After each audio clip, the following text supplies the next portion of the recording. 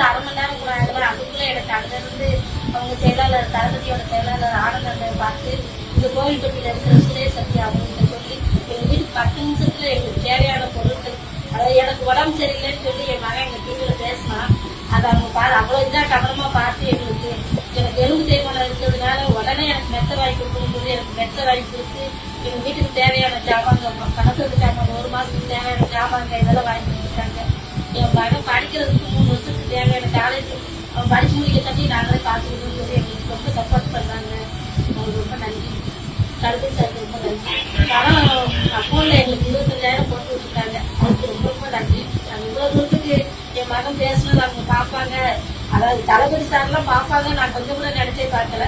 அவங்க பார்த்து அவங்க மூலமா எங்களுக்கு இவ்வளவு பெரிய உதவி கிடைச்சிருக்கு. 1 மாசத்துக்கு தேவையான வீட்டுக்கு தேவையான ஜாமான், அரிசி இதெல்லாம் வாங்கி கொடுத்துருக்காங்க. இதுக்கு எங்களுக்கு எப்படி நன்றி சொல்ல போறதுன்னே தெரியல.